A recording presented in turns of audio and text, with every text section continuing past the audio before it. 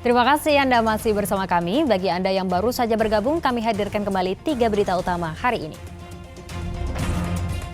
Tetap waspada, bencana tanah longsor dan banjir terjadi di sejumlah wilayah di Jawa Barat, termasuk di Kabupaten Kuningan. Tuntut pencairan dana bantuan, ratusan warga korban gempa bumi di Kabupaten Cianjur berunjuk rasa ke kantor Bupati Kabupaten Cianjur.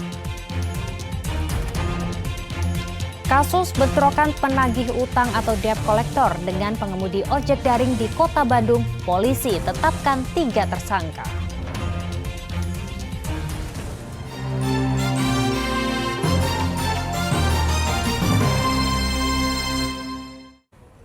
Masih soal bencana alam, tanah longsor terjadi di sejumlah wilayah di Kabupaten Kuningan setelah diguyur hujan selama beberapa jam. Untuk membersihkan material longsor, BPBD Kuningan menerjunkan 1 alat berat di Desa Situsari, Kecamatan Dharma. Musibah longsor juga terjadi di Kabupaten Cirebon. Bencana tanah longsor kembali terjadi di sejumlah wilayah di Kabupaten Kuningan setelah kawasan tersebut diguyur hujan selama beberapa jam sejak Rabu siang hingga malam hari pekan lalu. Dari 12 titik longsor, Desa Situsari, Kecamatan Dharma merupakan daerah terparah terjadinya longsor. Menggunakan peralatan seadanya, warga di Dusun 1, RT 1 Desa Situsari bersama anggota TNI Polri membersihkan material longsor. Wilayah Dusun 1, RT 1 Desa Situsari termasuk daerah yang rawan longsor. Jam 6 Pak hujan mulainya.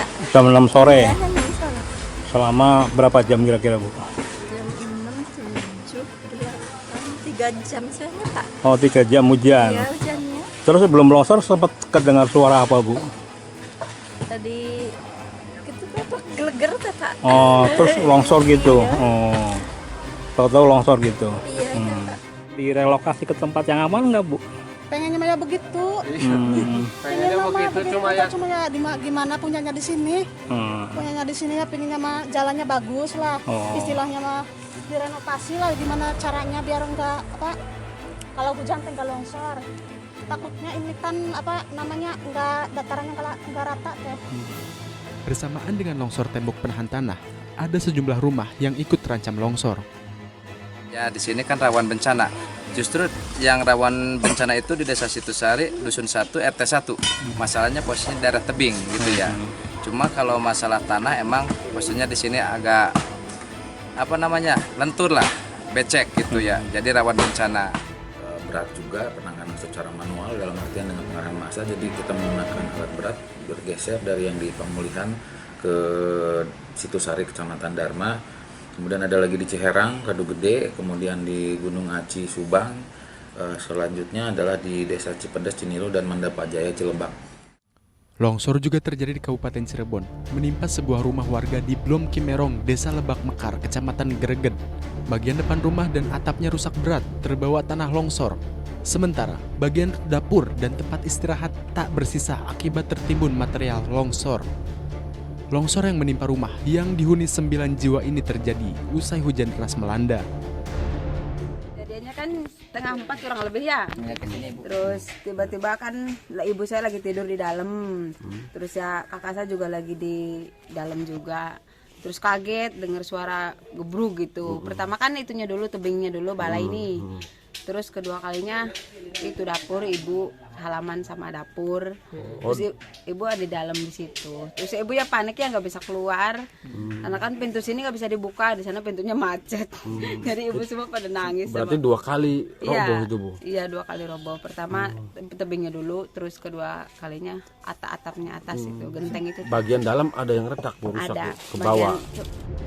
BPBD Kabupaten Cirebon menyatakan belasan rumah lainnya yang berada di dataran tinggi dan dekat tebing juga terancam longsor.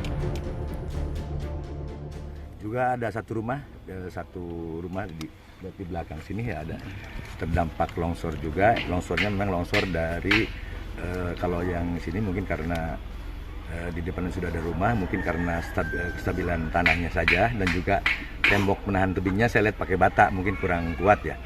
Jadi berapa banyak yang terancam di sini, Pak? Hampir semuanya atau gimana, Pak? Melihat kondisi. Saya rasa kalau misalnya yang di atasnya ada tebing itu bisa terancam, tapi di bawah juga sama. Di bawah yang dekat sungai juga itu terancam. Mungkin kita harus inventarisir dulu yang untuk yang terancamnya berapa. Dan ini mungkin kita akan berusaha dengan juga Babinsa, Babin Kamtibmas dan juga kecamatan termasuk kepala desa untuk menginventarisir berapa rumah yang terancam. Di wilayah lain Kabupaten Cirebon, hujan deras juga mengakibatkan tebing setinggi 15 meter longsor. Akibatnya, jalan di Blok 2 Desa Lebak Mekar, Kecamatan Greget tak bisa dilalui. Material longsor berupa tanah, bebatuan, dan pohon besar mengisolasi aktivitas ratusan warga di blok tersebut. Keterbatasan akses dan alat membuat evakuasi material longsor dilakukan secara manual. Warga memindahkan material longsor agar jalan tersebut kembali bisa dilalui. Kemarin hujan sangat deras, jadi posisinya langsung kejadian seperti ini. Apa ini yang longsor? Ini tebing yang longsor, tebing. Ketinggian berapa, Pak? Ketinggian hampir 15 meteran lah. 15 meteran. Panjangnya hampir 50 meter. Dampak dari longsor ini? Dampak dari longsor ini akses jalan untuk penduduk blok 3, blok Kiremong, RT 21, Desa Lebak Mekar. Terisolasi maksudnya? Iya, terisolasi. Berapa warga yang tinggal di sana? Warga sekitar 262. Ini akses utama, Pak, ya? Akses utama. Tidak adanya alat berat karena ketiadaan akses jalan menyebabkan proses pembersihan jalan dari material longsor memakan waktu yang banyak. Agun Gunawan dan Maruli Habibi melaporkan dari Kabupaten Kuningan dan Kabupaten Cirebon. Informasi lainnya untuk Anda, sebuah rumah panggung di Kabupaten Pangandaran ludes terbakar. Pelaku pembakaran adalah cucu sang pemilik rumah yang membakar rumah saat semua tengah terlelap tidur. Sang cucu diduga mengalami gangguan jiwa.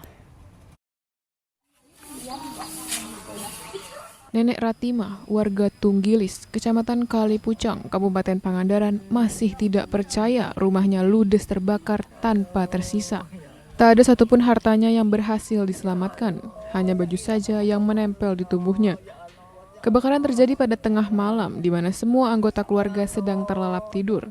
Sang nenek bersama anak dan menantu langsung berlarian menyelamatkan diri tanpa sempat membawa harta benda. Saya lagi sare, kudang sare, nges mukur-mukur. Itu kebakar karena memang ada gangguan listrik ataupun apa ini, Bu, kebakarnya? Dibakar. Dibakar sama siapa, Bu? Sama Johana. Johana itu siapa itu? Cucu. Apa aja, Bu, yang kebakar, Bu? Semua habis? Ya, semua habis. Bukan ketolongan. Ada apa aja itu, Bu, di dalam pakaian, rumah? 4 orang. Sarung gas, motor, aja beas, aja duit, aja surat-suratan, bersih. Bukan ketolongan. Abingan iya bungkul. Nah, setelah kejadian membakar rumah oleh warga, orang tersebut atas nama Muhammad dibawa ke Kapolsek Kalipucang. Nah, kebetulan pagi hari ini saya datang ke Kapolsek Kalipucang setelah meminta bahwa orang tersebut diduga terganggu kesehatan jiwa. Pelaku pembakaran diduga adalah cucu sang pemilik rumah yang mengalami gangguan jiwa. Kini pelaku sudah diamankan di Polsek untuk diserahkan kepada dinas terkait untuk pengobatan. Eko Setiabudi melaporkan dari Kabupaten Pangandaran. Kebakaran hebat menghanguskan bangunan yang dijadikan pabrik rumahan rajutan kain di kawasan Margahayu, Kabupaten Bandung pada Sabtu malam. Kebakaran diduga akibat hubungan pendek arus listrik. Kebakaran ini di Komplek Margahayu Permai. Pabrik rumahan kain rajutan di kawasan Margahayu, Kabupaten Bandung hangus terbakar. Kebakaran diduga berasal dari hubungan pendek arus listrik dari mesin jahit. Regu pemadam kebakaran yang tiba di lokasi berjibaku memadamkan kobaran api. Petugas sempat kewalahan karena banyaknya kain yang mudah terbakar. Kondisi itu diperparah dengan sulitnya sumber air, apalagi kebakaran berada di kompleks perumahan yang padat penduduk. Meski tak ada korban jiwa dalam musibah ini, namun kerugian ditaksir mencapai 1 miliar rupiah. Selain bangunan, 1 unit kendaraan truk box dan puluhan mesin jahit listrik juga ludes dilalap si jago merah. Menerjunkan dari Damkar Kabupaten Bandung melalui pos TKI 1 unit, dari Mako Soreang 2 unit, sama tim rescue, dari pos Balai Endah 1 unit, dari Pacira 1 unit, jadi kurang lebih 6 unit, ditambah dari dan lanut 1 unit. Kesulitan untuk di tempat lokasi adalah sumber air yang sangat jauh untuk laporan sementara demikian. Akses juga sempit mungkin pada itu. Akses lumayan kita padat karena lokasi yang tempat kebakaran ini adalah adanya di perumahan Margahayu Permai. Pidato Presiden Jokowi di Rakornas Penanganan Bencana tentang semrawutnya penanganan bencana di Kabupaten Cianjur beberapa waktu yang lalu mendapatkan respon dari ratusan warga korban gempa bumi. Mereka kembali menggelar unjuk rasa ke kantor Bupati Kabupaten Cianjur menuntut pencairan bantuan stimulan korban gempa yang rumahnya mengalami kerusakan. Ratusan warga korban gempa bumi dari berbagai desa di Kecamatan Cugenang dan Kecamatan Warung Kondang, Kabupaten Cianjur menggelar unjuk rasa di depan kantor Bupati pada Kamis pekan lalu. Dalam aksinya, ratusan korban gempa bumi ini mempertanyakan kembali bantuan pemerintah untuk perbaikan rumah korban gempa bumi. Apalagi saat ini menjelang datangnya bulan puasa, pendataan bantuan untuk perbaikan rumah dinilai tidak merata dan lambat. Setelah 1 jam berorasi, perwakilan massa diperbolehkan masuk ke dalam pendopo Pemkab Cianjur untuk melakukan mediasi dengan membawa berkas persyaratan penerima bantuan seperti kartu keluarga dan KTP. Setelah dilakukan mediasi, para korban gempa bumi ini langsung difasilitasi dan dilakukan pendataan ulang. Saya mengerjakan, saya kepengen ketemu sama Bapak Bupati supaya saya ingin dipercepat pencairannya karena saya selama 3 bulan lebih hidup di tenda. Kasihan anak cucu saya, sebentar sakit, sebentar panas. Jadi saya harus ke sana, kemari ke dokter, ke itu uang mana nggak ada. Posisi sekarang jangankan yang lagi gempa, yang nggak gempa juga lagi susah. Sekarang saya kasihan anak-anak. Kalau kita mah orang tua bisa tidur di mana aja walaupun kehujanan, kedinginan kita nggak apa-apa. Tapi anak cucu saya kasihan. Saya minta sama Bupati, saya minta hati nuraninya. Saya sebagai rakyatnya dia, tolong cepat cairkan biar saya bisa nggak kehujanan, biar saya bisa nggak kedinginan. Menurut asisten daerah Pemkab Cianjur, dana bantuan stimulan gempa bumi sudah turun dari Kementerian Keuangan melalui BNPB. Namun dana tersebut belum sampai kepada pihak BPBD Cianjur. Informasi dari Kementerian Keuangan ke BNPB sudah ya. Tinggal dari BNPB nanti ke BPBD. Setelah itu kita distribusikan melalui Bank Himbara yang ditunjuk.